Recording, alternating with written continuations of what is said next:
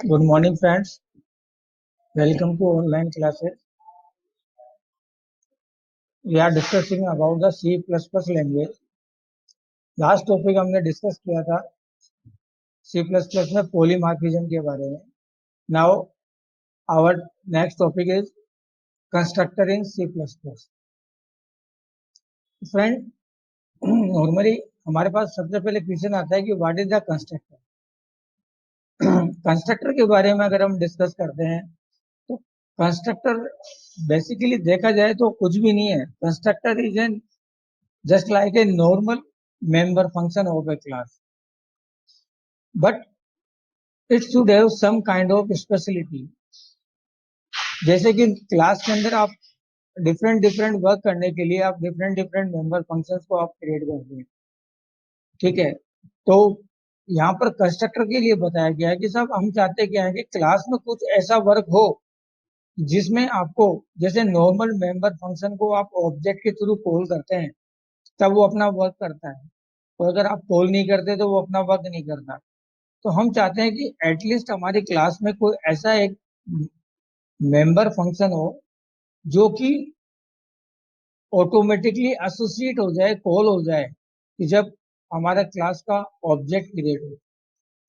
तो यहाँ पर हम बता सकते हैं कि constructor is a special type of member function in a class which is used to initialize the class object.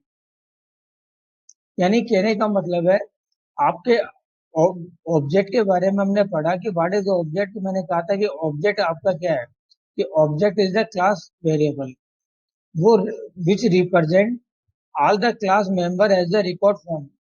ठीक है, तो क्लास के सभी मेंबर्स को वो एक रिकॉर्ड फॉर्म में रिप्रेजेंट करता है. तो ऑब्जेक्ट ही क्या होगा, ऑब्जेक्ट के अंदर जो भी पड़ा है वो एक बेसिकली प्राइमरी लेवल पे डेटा मेंबर को किस से वो इनिशियलाइज करे. तो यहाँ पर कंस्ट्रक्टर क्या करता है, कंस्ट्रक्टर कहता है कि जब आप क्लास का ऑब्जेक्ट क्रिएट करते हो तो क्लास के उस ऑब्जेक्ट को इनिशियल वैल्यू के साथ वो क्या करेगा, इनिशियलाइज कर देगा ऑटोमेटिकली. यानी इसको आपको कॉल करने की जरूरत नहीं पड़ेगी.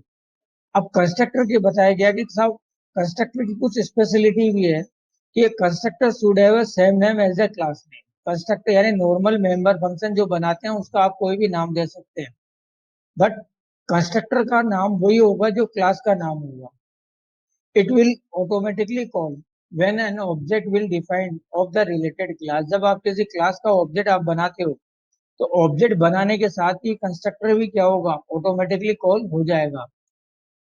It should have no return type. Constructor का कोई रिटर्न टाइप नहीं होता. जबकि आप ऑब्जेक्ट बनाते हैं तो ऑब्जेक्ट का आप रिटर्न टाइप लिखते हो, वॉइड, इंट, फ्लोट, जो भी आपको लिखना है. कंस्ट्रक्टर के आगे आप कुछ नहीं लिखेंगे. एक कंस्ट्रक्टर के अंदर आप कुछ आर्गुमेंट को पास कर सकते हो, ठीक है, लेकिन कंस्ट्रक्टर का रिटर्न टाइप आप नहीं दोगे.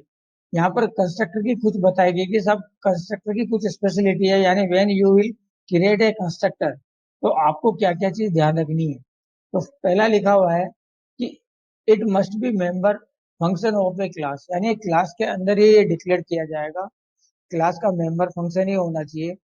It should be defined in public type. Class के अंदर पब्लिक परमिशन में इसको हम डिक्लेयर करेंगे, प्राइवेट प्रोटेक्टेड ये डिक्लेयर नहीं होगा.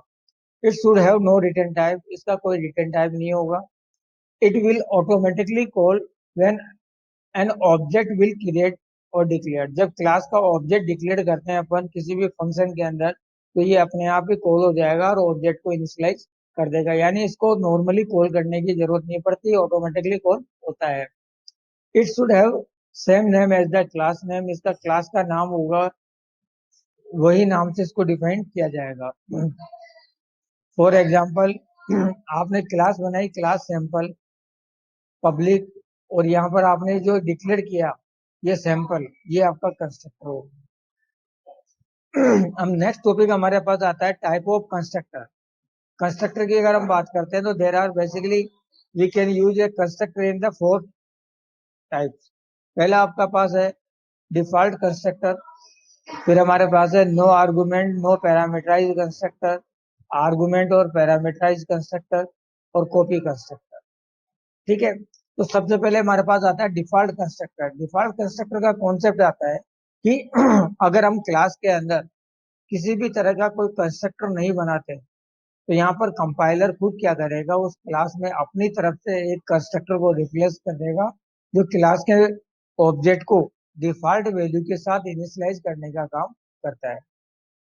तो जिसमें जैसे हमारे पास आया कि सब पहले आता है डिफॉल्ट कंस्ट्रक्टर, कि if there are no constructor is defined inside body of a class, then compiler will automatically generate a default constructor which initialize the class member with a default value. ठीक है।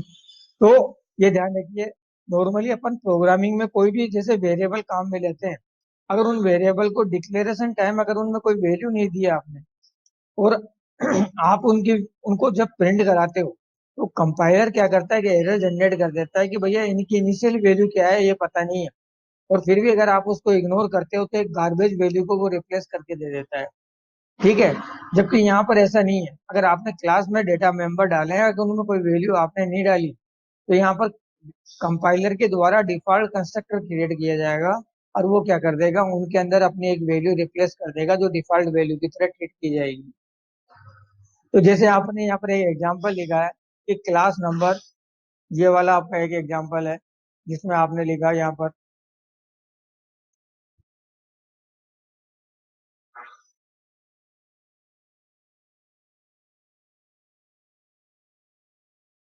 तो इस जगह आप देखेंगे कि आपने बनाई क्लास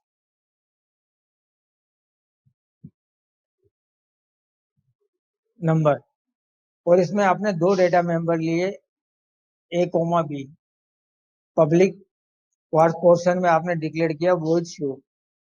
ठीक है। अब आपने यहाँ पर प्रिंट करा रहे हैं कि वैल्यू ऑफ डिफॉल्ट कंस्ट्रक्टर, ए और बी की वैल्यू को यहाँ प्रिंट करा रहे हैं, तो ए और बी में तो आपने कुछ डाला ही नहीं, तो वैल्यू क्या आएगी। तो यहाँ पर आपने इसमें या तो नहीं तो कोई इनपुट फंक्शन बनाया आपने, और नहीं किसी तरह का कोई कंस्ट्रक्टर बनाया, लेकिन जब आप इसको प्रिंट करोगे, आपने लिखा है यहाँ पर वॉइड मेन के अंदर,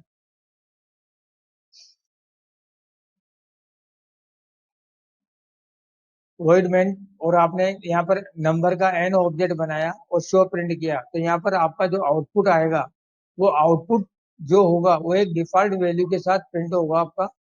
ठीक है। अब वो डिफॉल्ट वैल्यू या तो जीरो हो सकती है, equivalent to other than zero value होगी। ठीक है। अब हमारे पास सेकंड आता है no parameterize constructor. No parameterize constructor का मतलब है कि आप क्लास के अंदर कंस्ट्रक्टर तो बना रहे हैं, लेकिन वो कंस्ट्रक्टर किसी तरह का कोई आर्गुमेंट लेके नहीं आ रहा इनिशियलाइज करने के लिए, वो आर्गुमेंट अपनी तरफ से ही दे रहा है, तो वो आपका कहलाता है नो पैरामीटराइज और नो आर्गुमेंट कंस्ट्रक्टर। तो यहाँ पर आपने बनाया class number I N T A B, public number. अब यहाँ देखिए इस कंस्ट्रक्टर में आपने आर्गुमेंट की जगह आपने यहाँ पर क्या रिप्लेस कर दिया, वही। इसका मतलब है ये कोई आर्गुमेंट लेके नहीं आएगा। जब कंस्ट्रक्टर कॉल कब होता है, अभी मैंने बताया जब ऑब्जेक्ट क्रिएट होता है, तो आर्गुमेंट भी किसके थ्रू पास होंगे, ऑब्जेक्ट के थ्रू पास होंगे, तो वहां आपके पास कोई आर्गुमेंट नहीं है, इसका मतलब लेके नहीं आ रहा।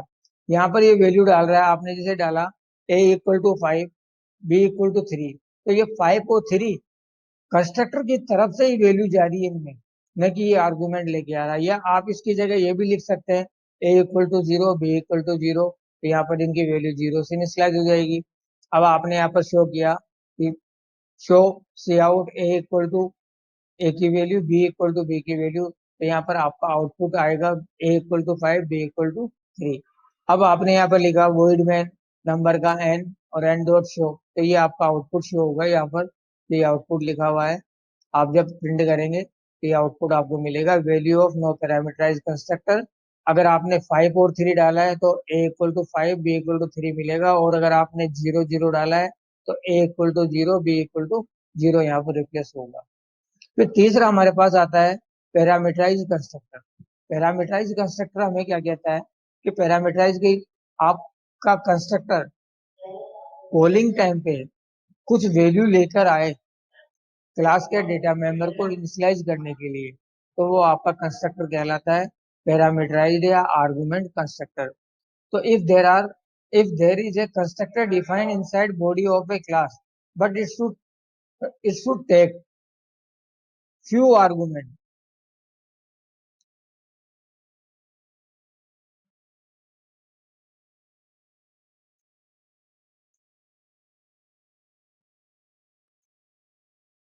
ठीक है, तो ये आपका कहलाता है आर्गुमेंट कंस्ट्रक्टर। अब वैल्यू किससे लेगा? During the object declaration time. जब आप ऑब्जेक्ट डिक्लेयर करोगे तब ये वैल्यू लेगा। ठीक है, तो ये आपका कहलाता है आर्गुमेंट कंस्ट्रक्टर और पैरामीटराइज कंस्ट्रक्टर। अब इसके लिए आपने जैसे लिखा यहाँ पर class number INT AB public. अब यहाँ देखिए ये कंस्ट्रक्टर आपने बनाया, ये कंस्ट्रक्टर क्या कर रहा है? इंट N1 इंट N2 यानी ये दो वैल्यू ले रहा है, और वैल्यू लेने के बाद में ए में N1 की वैल्यू डाल रहा है, बी में N2 की वैल्यू डाल रहा है, और ये आपका कंस्ट्रक्टर यहाँ पर एंड हो रहा है। ठीक है, अब आपने किया शो, और ए और बी की वैल्यू शो करवाई आपने, तो जो वैल्यू लेके आएगा उससे ये इनिशियलाइज करके प्रिंट कर देगा। जैसे आपने लिखा वॉइड मैन नम n, और वैल्यू पास करी आपने 5 और 7, तो 5 तो पॉइंट करेगा N1 और 7 को पॉइंट करेगा N2। तो ए की वैल्यू ए में आपका 5 गया और बी में आपका 7 रिप्लेस हो जाएगा यहाँ पर। ठीक है, अब आपने एन डॉट शो किया, तो आपके पास यहाँ पर क्या करेगा? शो वैल्यू प्रिंट करेगा 5 और 7। इस तरीके का आपका आउटपुट आएगा इसके अंदर। ठीक है, अब इसी के बाद हमारे पास आता है आपका कॉपी कंस्ट्रक्टर। का मतलब क्या है कि एक ऑब्जेक्ट की वैल्यू दूसरे ऑब्जेक्ट में अगर आप डालना चाहें तो आप कॉपी कंस्ट्रक्टर कहते हैं। यानी आपने जैसे मान लीजिए अभी एन ऑब्जेक्ट को इनिशियलाइज किया यहाँ पर। अब एन ऑब्जेक्ट की वैल्यू जो आपने डाली, इस ऑब्जेक्ट की वैल्यू अगर आप किसी बी ऑब्जेक्ट में डालना चाहते हैं तो यहाँ पर आप क्या करेंगे? यहाँ पर आप लिखेंगे जैसे आपने लिखा इस जगह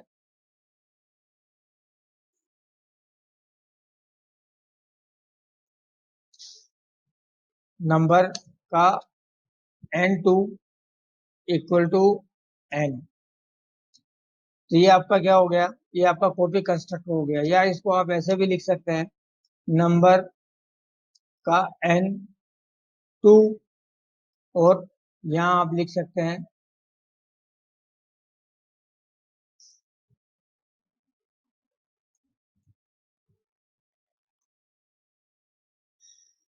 आगे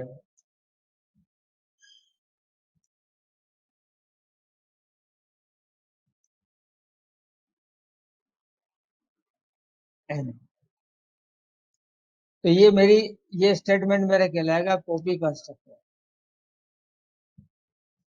ठीक है, अब आप अगर यहाँ पर N और N2 ऑब्जेक्ट को प्रिंट करेंगे तो इन दोनों की वैल्यू क्या आएगी? आपकी सिमिलर वैल्यू रिप्लेस की जाएगी। यहाँ पर सिमिलर वैल्यू प्रिंट होगी, N1 ऑब्जेक्ट की भी वही होगी, N2 की भी होगी। तो ये हमारा कॉन्सेप्ट कहलाता है कॉपी कंस्ट्रक्टर वाला। अब इसके बाद हमारा, जैसे अभी अपन ने डिस्कस किया कि कंस्ट्रक्टर का काम क्या होता है, कि कंस्ट्रक्टर आपके क्या करता है? ऑब्जेक्ट को इनिशियलाइज करता है। अब नॉर्मली होता क्या है कि जैसे अपन प्रोग्रामिंग लैंग्वेज में कोई भी डेटा मेंबर या वेरिएबल्स जो भी हम काम में लेते हैं तो वो मेमोरी में कुछ जगह लेते हैं, और जब आपका प्रोग्राम कंप्लीट हो जाता है तो वो मेमोरी रिजर्व रह जाती है, रिफ्रेश नहीं होती। तो हम चाहते क्या है कि हम चाहते हैं कि हमारे पास कोई ऐसा सिस्टम हो कि जैसे हमारा प्रोग्राम एग्जीक्यूट हो, रन हो, तो मेमोरी क्या हो, आपका क्रिएट हो जाए, और जैसे प्रोग्राम एग्जीक्यूट होके एंड हो जाए हमारा, तो जो मेमोरी हमने यूज में ली है वो मेमोरी रिलीज हो जाए, रिफ्रेश हो जाए, ताकि हम फर्दर प्रोसेस कर सकें। तो ऑब्जेक्ट ओरिएंटेड प्रोग्रामिंग लैंग्वेज ने हमें एक इम्पोर्टेंट फीचर दिया है कि जैसे आप अपनी मेमोरी को अपने प्रोसेस के लिए यूज में लेते हैं, इनिशियलाइज करते हैं, उसको क्रिएट करते हैं, और जब आपका प्रोग्राम, आपका प्रोसेस कंप्लीट हो जाए तो मेमोरी ऑटोमेटिकली क्या हो जाए? डिस्ट्रॉय हो जाए, रिलीज हो जाए, ताकि हम दोबारा उस मेमोरी को इस्तेमाल कर सकें। तो ऐसे जैसे आपका कंस्ट्रक्टर क्या करता है? कंस्ट्रक्टर ऑब्जेक्ट को इनिशियलाइज करता है। ठीक है, ताकि हम हमारा प्रोसेस कर सकें। तो आपने जो मेमोरी यूज में ली उस मेमोरी को हम फ्री भी करना चाहते हैं, यानी ऑब्जेक्ट को वापस से क्या करना चाहते हैं, डिस्ट्रॉय करना चाहते हैं, डीइनिशियलाइज करना चाहते हैं। तो यहाँ पर आपका उसका कंस्ट्रक्टर का अपोजिट जो काम करता है वो काम करता है डिस्ट्रक्टर। तो डिस्ट्रक्टर क्या है, डिस्ट्रक्टर भी आपका देखा जाए तो कंस्ट्रक्टर की तरह सिमिलर है, लेकिन इसमें कुछ अलग तरह का डिफरेंशिएट है जिसके बारे में अपन डिस्कस कर रहे हैं। तो सबसे पहले हम डेफिनेशन के बारे में डिस्कस करते हैं कि व्हाट इज द डिस्ट्रक्टर। तो यहाँ पर बताया गया कि destructor is a special member function that work just opposite to a constructor. देखिए ये भी ये बता रहा है कि कंस्ट्रक्टर से उल्टा काम करता है, यानी कंस्ट्रक्टर इनिशियलाइज करेगा तो ये डिनिशियलाइज करेगा, कंस्ट्रक्टर क्रिएट करता है तो ये क्या करेगा, उसको डिस्ट्रॉय करेगा। Unlike constructor that are used to initialize an object, destructor destroy or delete the object। तो अभी मैंने बताया वही चीज बता रहा है ये, ठीक है। Similar to constructor the destructor name should exactly match with the class name. Constructor का जो नाम होता है वही डिस्ट्रक्टर का नाम होगा, लेकिन यहाँ डिफरेंशिएट ये होगा कि डिस्ट्रक्टर के नाम से पहले हम 3D साइन का इस्तेमाल करेंगे, जबकि कंस्ट्रक्टर के नाम से पहले आप क्या कर सकते हो, किसी तरह का कोई चीज इस्तेमाल नहीं करते, डायरेक्ट नाम को रिप्लेस करते हो, ठीक है। एक destructor declare should always begin with the tilde symbol and shown the syntax, ठीक है। आगे ये कह रहा है कि साहब आपका जो कंस्ट्रक्टर है कि कंस्ट्रक्टर कॉल कब होता है, कंस्ट्रक्टर कॉल कब होता है, जब आप ऑब्जेक्ट बनाते हैं, ठीक है, क्योंकि हमें हमारा प्रोसेस को एग्जीक्यूट करना होता है। तो ऑब्जेक्ट बनेगा तभी प्रोसेस स्टार्ट होगा क्लास का, नहीं तो नहीं होगा। और डिस्ट्रॉय कब होगा, जब हमारा प्रोग्राम एग्जीक्यूट होके खत्म हो जाएगा। तो यहाँ पर ये कह रहा है कि डिस्ट्रक्टर भी कंस्ट्रक्टर की तरह ऑटोमेटिकली कॉल होता है, लेकिन कब होता है, जब आपका प्रोसेस एंड हो जाता है। तो ये चीज यहाँ पर लिखी हुई है कि destructor is automatically call when the program finish execution when a scope. यानी आगे ये भी कह रहा है कि जो फंक्शन बॉडी जहां पर अपन ने इस्तेमाल करा है मेन फंक्शन, वो जब तक एंड नहीं होता तब तक वो चलेगा। जहां उसको करली ब्रेसेस एंड मिलेगा मेन का, वहीं से क्या होगा, आपका आपका डिस्ट्रक्टर कॉल हो जाएगा, ठीक है। और यहाँ पर डिस्ट्रक्टर के अंदर अपन डिलीट ऑपरेटर का इस्तेमाल करते हैं ऑब्जेक्ट को डिनिशियलाइज करने के लिए या डिस्ट्रॉय करने के लिए। तो जैसे आपने लिखा है यहाँ पर, इसका सिंटैक्स है, सिंटैक्स होगा टिल्डी साइन मैंने बताया तो पहले लगाओगे आप।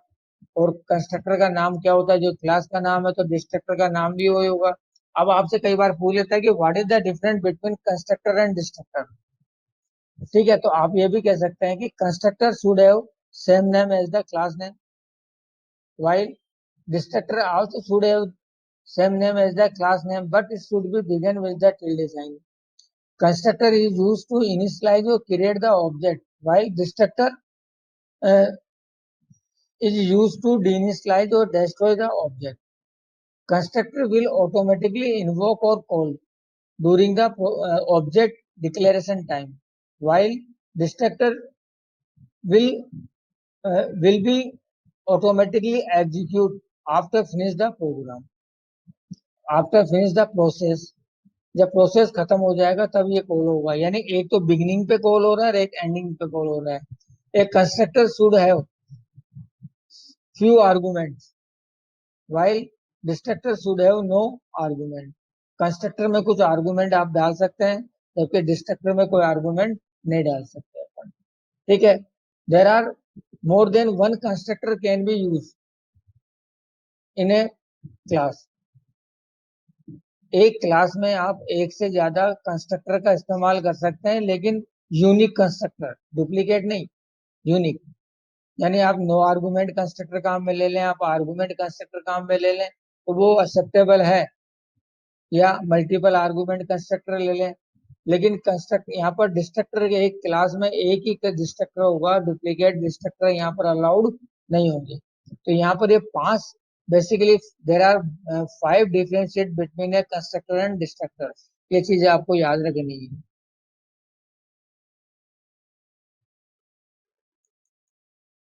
अब डिस्ट्रक्टर बनाने के यहाँ पर रूल्स है हमारे। Name should begin with the tilde sign and must match the class name, यानी कंस्ट्रक्टर का नाम के आगे आपको टिल्डे साइन लगाना है और उसका नाम वही होना चाहिए जो क्लास का नाम है। There can not be more than one destructor in a class, अभी मैंने बताया था एक से ज्यादा डुप्लीकेट कंस्ट्रक्टर नहीं होंगे क्लास के अंदर। Unlike constructor date can have parameter, destructor do not allowed any parameter, वो भी अभी मैंने बताया था डिस्ट्रक्टर में पैरामीटर नहीं होते, कंस्ट्रक्टर में होते हैं। They do not have any return type just like a constructor, ठीक है, कंस्ट्रक्टर का भी रिटर्न टाइप नहीं होता, इसका भी नहीं होता। When you do not specify any destructor in a class, compiler generated default destructor insert into the class. अब ये टॉपिक हमारे पास आता है कि type of destructor. Type of destructor की अगर हम बात करते हैं तो जैसे कंस्ट्रक्टर के हमने 4 टाइप पढ़े, ऐसे यहाँ पर डिस्ट्रक्टर भी 2 तरह का होता है। एक डिस्ट्रक्टर तो आपका होगा डिफॉल्ट डिस्ट्रक्टर और एक डिस्ट्रक्टर है हमारा नॉर्मल डिस्ट्रक्टर। डिफॉल्ट डिस्ट्रक्टर का मतलब यहाँ पर बताया गया कि if there are no destructor, अगर आपकी क्लास में कोई डिस्ट्रक्टर आपने नहीं बनाया तो कंपाइलर अपनी तरफ से एक डिस्ट्रक्टर बना के रिप्लेस कर देगा, जैसे आपका डिफॉल्ट कंस्ट्रक्टर बनाया था। और आप अगर कोई डिस्ट्रक्टर बनाते हो तो वो आपका डिस्ट्रक्टर कहलाएगा, ठीक है। तो ये चीज यहाँ पर है। अब हमारे पास आता है जैसे एक एग्जांपल लिया आपने कि इसमें एग्जांपल में आपने एक क्लास बना रहे हैं, डिस्ट्रक्टर के लिए प्रोग्राम बना रहे हैं अपने यहाँ पर। क्लास स्ट्रिंग नाम की एक क्लास बनाई, आपने यहाँ लिखा प्राइवेट। मैंने बताया था क्लास के अंदर अगर हम किसी भी तरह की परमिशन मेंशन नहीं करते तो बाय डिफॉल्ट वो आपके मेंबर क्या बनते हैं, प्राइवेट बनते हैं। अगर आप प्राइवेट लिख भी दोगे तब भी प्राइवेट है, नहीं लिखोगे तब भी प्राइवेट है, ठीक है। अब आपने यहाँ लिखा CHAR asterisk S. Asterisk S का मतलब यहाँ पर आप क्या बना रहे हैं, यहाँ पर आप एक स्ट्रिंग टाइप की एक पॉइंटर वेरिएबल आपने काम में लिया है, करेक्टर टाइप का एस पॉइंटर लिया है। INT साइज यहाँ पर एक इंटीजर वेरिएबल है, साइज के अकॉर्डिंग वो अपना काम करेगा। अब आपने यहाँ पर लिखा पब्लिक स्ट्रिंग। अब इस क्लास का नाम भी स्ट्रिंग है और यहाँ पर आपने स्ट्रिंग लिखा, इसका मतलब ये कंस्ट्रक्टर हो गया। और आपने यहाँ पर क्या लिखा, CHAR एस्ट्रिक, यानी यहाँ पर एक पॉइंटर वैल्यू यहाँ पर आएगी हमारे पास में करेक्टर टाइप की वो, और आगे सेमीकोलन लगा दिया। इसका मतलब अपन ने ध्यान हो तो स्टार्टिंग में टॉपिक पढ़ा था स्कोप ऑफ रिजोल्यूशन ऑपरेटर, जिसमें मैंने कहा था क्लास के मेंबर फंक्शन को हम क्लास में डिक्लेयर करके उनकी डेफिनेशन क्लास के बाहर डिफाइन कर सकते हैं, ठीक है। तो यहाँ पर इससे क्या होगा, हमारी क्लास की साइज क्या होती है, छोटी हो जाएगी। अदरवाइज क्लास के जो अंदर की कोडिंग साइज है वो काफी बड़ी हो जाती है। तो हम क्लास का मेनली यूज तो क्या होता है, क्रिएट द मेंबर्स। तो हमने यहाँ पर मेंबर बना दिए, इनकी डेफिनेशन को क्लास के बाहर एक्सटेंड करेंगे मेंबर फंक्शन को। फिर आपने बनाया शो वॉइड, तो यहाँ पर वॉइड क्या है आपका, आपका शो फंक्शन बनाया जो पर्टिकुलर किसी प्रोसेस के लिए काम में ले रहे हैं। और नीचे आपने बनाया टिल्डी स्ट्रिंग, तो ये हमारा क्या बन गया, ये आपका डिस्ट्रक्टर बन गया है यहाँ पे। अब आपने क्लास को एंड कर दिया और आगे आपने लिखा शो पब्लिक स्ट्रिंग वॉइड। इसका मतलब क्या है कि शो आप एक फंक्शन बना रहे हैं, आप चाहें तो उसके नाम के आगे आप वॉइड भी लगा सकते हैं, तो नहीं भी लगाओगे तो बाय डिफॉल्ट कई कंपाइलर इसको एक्सेप्ट कर लेते हैं। तो आपने लिखा वॉइड शो। अब शो किसका मेंबर है, स्ट्रिंग क्लास का, तो आपने लिखा पब्लिक स्ट्रिंग, यानी स्ट्रिंग का पब्लिक मेंबर है जिसकी डेफिनेशन आप ऐड कर रहे हो और यहाँ लिख रहे हो आप कि स्ट्रिंग इज, और स्ट्रिंग की वैल्यू प्रिंट करा रहे हो। फिर आपने नीचे लिखा स्ट्रिंग, यानी कंस्ट्रक्टर की डेफिनेशन लिख रहे हो, यहाँ आपने लिखा स्ट्रिंग CHAR एस्ट्रिक। अब आप चाहें तो अगर इसके आगे पब्लिक भी डिफाइन कर सकते हैं, क्योंकि वैसे तो डिफाइन करने की जरूरत नहीं है क्योंकि कंस्ट्रक्टर हमेशा पब्लिक ही होता है, फिर भी अगर आप लिखते हैं तो कोई दिक्कत वाली बात नहीं है। और यहाँ आपने लिखा इसको, अब आपने लिखा यहाँ पर STRC। सी का मतलब जब ये कंस्ट्रक्टर ऑब्जेक्ट से कोई स्ट्रिंग लेके आ रहा है तो उसकी क्या साइज है मुझे नहीं पता है, तो आपने पहले क्या किया, यहाँ पर उसकी साइज निकाली str len फंक्शन से। फिर आपने लिखा यहाँ पर न्यू CHAR साइज, यानी मेमोरी एलोकेट कर रहे हो यहाँ पर। न्यू एक आपका क्या है, एक ऑपरेटर है और वैसे डायनेमिक मेमोरी क्रिएट करने का काम करता है। तो एस आपका क्या था, एक पॉइंटर था, जिसका इनिशियली 1 बाइट तो आपका डिक्लेरेशन टाइम पे अलॉटेड हो गया था, लेकिन अपन को इसके अंदर जो भी स्ट्रिंग आएगा उसको पूरे को रिप्लेस करना है। तो पूरे स्ट्रिंग को रिप्लेस करने के लिए आप यहाँ पर क्या कर रहे हो, पहले उसके लिए मेमोरी क्रिएट कर रहे हो, डायनेमिक मेमोरी। तो आपने यहाँ पर डायनेमिक मेमोरी ली, क्योंकि यहाँ पर दूसरी चीज ध्यान रखिए, सी और सी प्लस प्लस में स्ट्रिंग की लेंथ जो होती है, वहां पर सी के अंदर स्ट्रिंग के अंदर नल कैरेक्टर काउंट होता है, यहाँ पर नल कैरेक्टर काउंट नहीं होता है, इसलिए यहाँ पर साइज +1 लिखा है हमने। ठीक है, strcpy s, इसका मतलब क्या हुआ, एस पॉइंटर के अंदर कंस्ट्रक्टर ने जो सी पॉइंटर के अंदर वैल्यू लेके आया है उस वैल्यू की कॉपी कर दे इसके अंदर। अब आप नीचे लिख रहे हो टिल्डी साइन लगा के, यानी you you have to defined definition of destructor. तो आपने यहाँ लिखा स्ट्रिंग के अंदर टिल्डी साइन लगाया आपने, और यहाँ पर आपने लिखा डिलीट एस, यानी एस ऑब्जेक्ट की मेमोरी को आपने डिलीट कर दिया, वॉइड मैन, और आपने यहाँ पर लिखा जय हिंद। ठीक है, अब यहाँ पर स्ट्रिंग का एस ऑब्जेक्ट बना के जय हिंद दिया, तो जय हिंद क्या होगा, एट वहां पर कंस्ट्रक्टर अपने साथ ले जाएगा, और वहां पर ले जाने के बाद में एस की वैल्यू के अंदर पहले तो वैल्यू ले जाके सी पॉइंटर में कॉपी करेगा, और सी पॉइंटर से एस में कॉपी होगा strcpy के द्वारा। ठीक है, अब आपने जो डाला है उसको आप प्रिंट आउट करना चाहते हैं, तो आप यहाँ पर क्या लिख देंगे, एस डॉट शो। ठीक है, और उसके बाद आपने लिखा गेट सी एच, और ये आपने एंड कर दिया इसको। ये इस तरह से आप डिस्ट्रक्टर का इस्तेमाल कर सकते हैं। ठीक है फ्रेंड, तो ये आपका डिस्ट्रक्टर और कंस्ट्रक्टर के बारे में अपन डेफिनेशन है, और that is the most important topic in object oriented programming. आगे जब आप इन कंस्ट्रक्टर के बारे में डिस्कस करेंगे तो कंस्ट्रक्टर हमारा सी में भी है, सी प्लस प्लस में भी है, और आगे आपको जावा के अंदर भी मिलेगा। और भी फर्दर लैंग्वेजेस C# है, C# में जैसे .NET वगैरह अगर आप इसमें डिस्कस करते हैं तो कंस्ट्रक्टर का इस्तेमाल वहां पर भी होता है। जावा में डिस्ट्रक्टर नहीं होगा आपका, यहाँ पर डिस्ट्रक्टर है, वहाँ जावा में डिस्ट्रक्टर नहीं है। डिस्ट्रक्टर की जगह वहाँ आपके पास फाइनलाइज मेथड मिलेगा, वो डिस्ट्रक्टर की तरह काम करेगा आपका।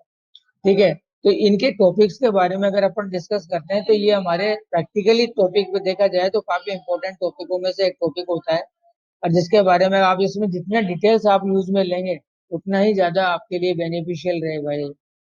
ठीक है, तो इनकी थोड़ी प्रैक्टिस आप अगर आप करके देखते हैं तो काफी आपको बेनिफिट मिलेगा इस टॉपिक से। अब नेक्स्ट टॉपिक के बारे में जब आप डिस्कस करेंगे तो हमारा नेक्स्ट टॉपिक जो होगा वो टॉपिक होगा इनहेरिटेंस के बारे में। इनहेरिटेंस भी अपने आप में काफी इंपॉर्टेंट टॉपिकों में से एक टॉपिक है ऑब्जेक्ट ओरिएंटेड प्रोग्रामिंग में, और ये ऑलमोस्ट सभी उप्स के अंदर इस्तेमाल किया जाता है। तो इस टॉपिक के बारे में अपन नेक्स्ट क्लास में डिस्कस करेंगे। Okay, thank you.